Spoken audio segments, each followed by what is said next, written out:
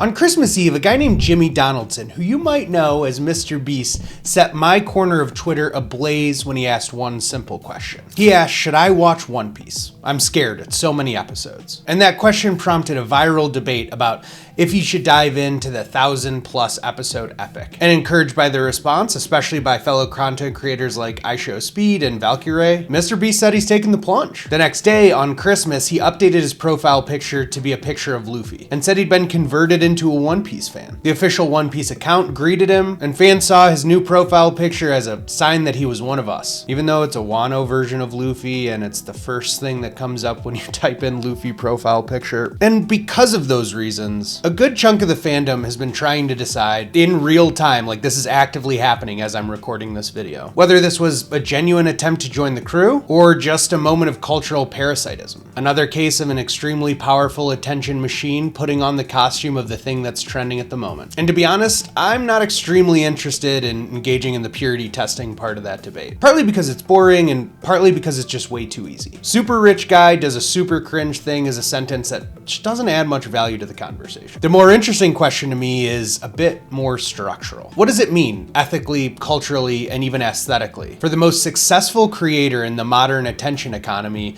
to publicly adopt the iconography of a story that repeatedly condemns suffering as entertainment? And the question matters to me because One Piece is not merely a popular series. It's a sustained moral argument about what power does to people, and the particular kind of evil that emerges when human dignity becomes material for games, markets, and spectacle.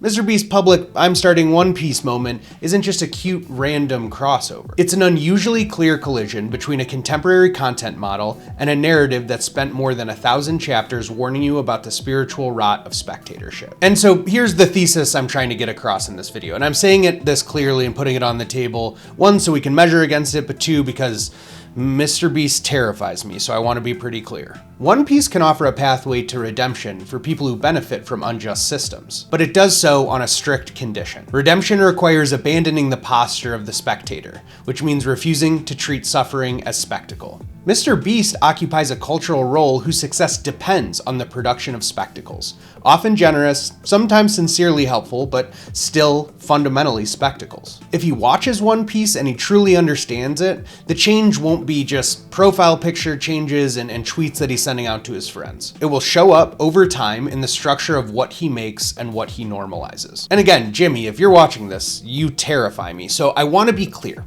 I'm not saying that MrBeast is evil in this video. And I'm not claiming that nobody should watch his content or demand that he falls off the face of the earth. This video is an attempt to take One Piece seriously as a critique of a particular moral arrangement, the arrangement in which power sits above suffering and converts it into entertainment, legitimacy, and profit. And in this sense, the setup of MrBeast versus One Piece is not a personal feud, it's conceptual stress test. Like, let's see if this actually works. I'll assume that you don't need the biography about Jimmy. He's the most visible face of a genre he kind of created. High budget challenge content that fuses reality competition structure with philanthropy, where people endure difficulty for money, charity is performed publicly as a narrative, and where visibility is not a side effect, but the enabling condition. His own logic of success requires it. If the act isn't spectacular, it doesn't travel. And if it doesn't travel, it doesn't fund the next act. If it doesn't fund the next act, the machine slows down. And again, not a moral accusation. This is an economic description of how his model works. And that description is important to keep in mind because One Piece is unusually precise about the things it hates. It's not just an anime about the protagonist who hates bad rulers. One of the things it really hates is the transformation of people into objects. Objects for purchase, objects for points, objects for cheers, to be the crowd's catharsis. So when fans responded to MrBeast's Luffy avatar with discomfort, sometimes with hilarious sarcasm, it's not just fans being territorial or gatekeeping. They're reacting to the perceived contradiction between a story's moral world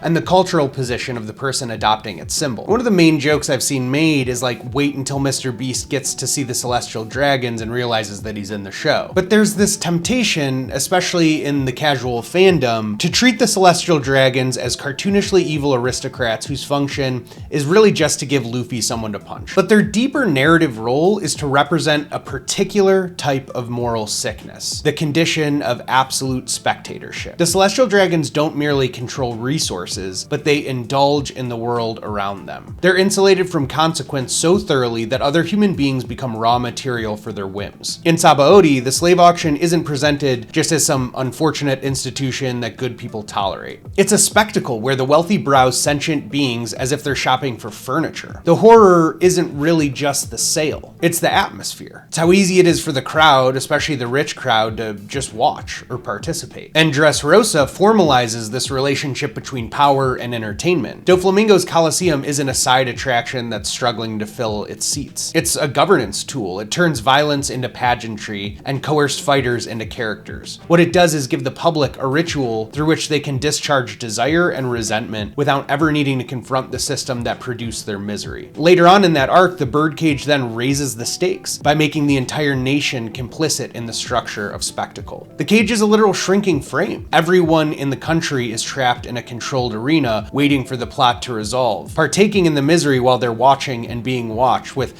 violence functioning as both punishment and entertainment. In other words, Oda isn't just writing action, he's writing a political allegory about how regimes convert human lives into spectacles that stabilize power. And this is why I'm belaboring the point around the language of spectacle. One Piece repeatedly frames the greatest moral failures as failures of attention, failures to see people as people, failures to refuse the crowd's role, and failures from people to step down from the balcony. The villains most worthy of condemnation are often those who can watch suffering without being moved at all, those who treat pain as a natural ambiance. And when critics describe MrBeast's work as poverty porn or suffering porn, they're often actually gesturing towards the same structure that One Piece condemns, even if they might not use the same vocabulary. The worry here, both from critics and myself, isn't that helping people is bad. The worry is that helping people becomes content, and therefore the suffering that precedes the help becomes a necessary part of the product. The video he did that's like 1,000 blind people see for the first time is a great example because it clarifies the ethical ambiguity in a way that's really hard to ignore. On the one hand, it genuinely funded surgeries and changed people's lives. But on the other hand, it turned those lives into a mass viewed event whose emotional arc is designed for the viewer's satisfaction. Suffering is introduced, the benefactor arrives, the miracle occurs, and the audience feels relief. And all the while, the system that produced the preventable suffering is left largely unexamined. This is the place where American writer Susan Sontag's critique of images of suffering becomes really relevant. If you've never heard of her work, Sontag argued that repeated exposure to images of pain do not necessarily produce deeper moral engagement. It can actually produce numbness, quick consumption, and a kind of moral short circuit where the viewer's feelings become the end of the actual process. When you're watching a MrBeast video, you feel something, and therefore you feel like you've done something. These spectacles of suffering can be emotionally intense while still politically sterile. We as the audience exit cleansed after watching one of his videos. The specific beneficiaries exit helped, but the structural conditions that created that suffering persist. And I think the best angle on all of this is actually the Squid Games video, because the original Squid Game TV show is a critique of desperation as entertainment. People who are cornered into debt are forced into deadly games for the amusement of hidden elites. And turning that critique into a real-world content format you profit off of without ever grappling with its moral indictment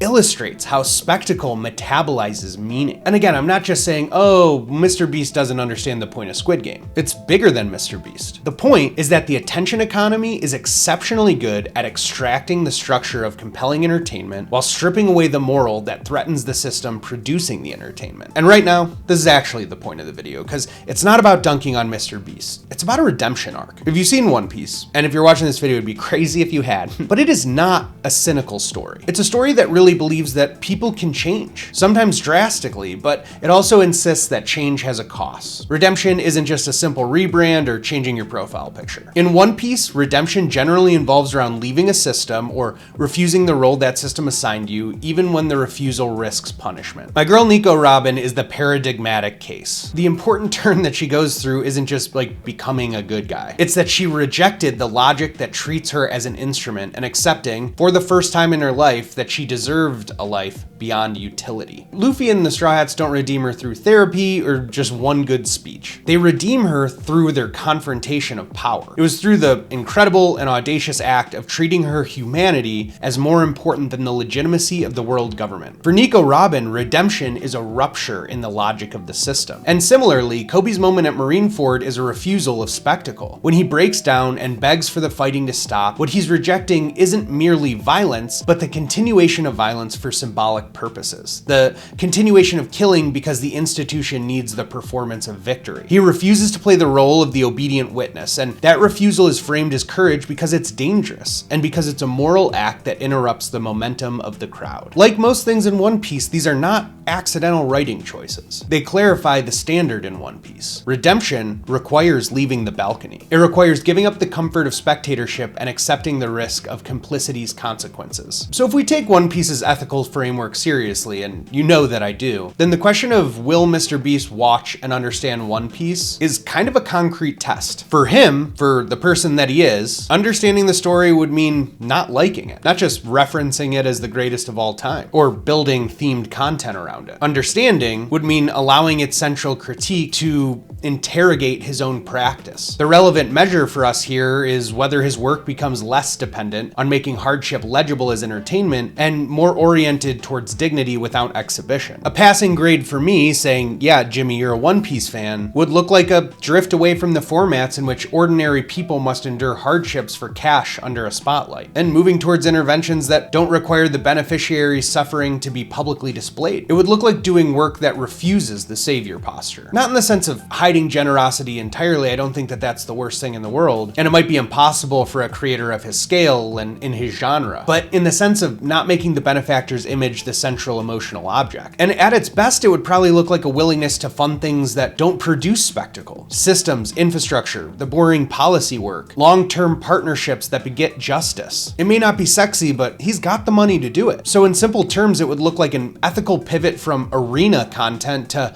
removing the arena entirely. But if he says that he watches One Piece and he just keeps on making his other videos, kind of a fail for me. Like if nothing changes and Luffy or Straw Hat iconography just becomes another engagement layer for him and One Piece becomes another brand adjacency and all the videos continue to rely on the same moral arrangement, suffering framed as a game, I'm gonna say that he either didn't watch it or didn't understand it. So I'm done ranting here, and I kind of want to end where we started, because what's the point of making this video at all besides the fact that I had some free time over Christmas? Everyone that I follow on Twitter in the One Piece community is flaming MrBeast, but the most interesting outcome to me here isn't that he just gets mocked, nor that the fandom wins some points on him, or that we all just get to stroke our moral superiority complex in his replies. To me, the most interesting outcome would be a story that's explicitly hostile to spectacle might actually reshape the instincts of one of the world's largest spectacle producers. There's a version of how this could go that's genuinely beautiful. We all know that One Piece is like a ethical Trojan horse. You start watching because it's a huge show and it's a fun pirate anime, but then it dissolves this idea that generosity needs to be theatrical. That part of why you do the right thing is to get the benefit of the outcome. That there's no comfort in idle spectatorship. Because One Piece is, among other things, a story about leaving, abandoning, and fighting against systems. Luffy shows you that true freedom isn't just an aesthetic, it's a way of life. So I'm cautiously hopeful. Not because I expect some dramatic public transformation, but because One Piece has always been really good at humiliating the viewer's desire to sit safely above the world they live in. It makes the balcony feel shameful and shows you the arena is disgusting. It asks again and again whether you're cheering because you're actually entertained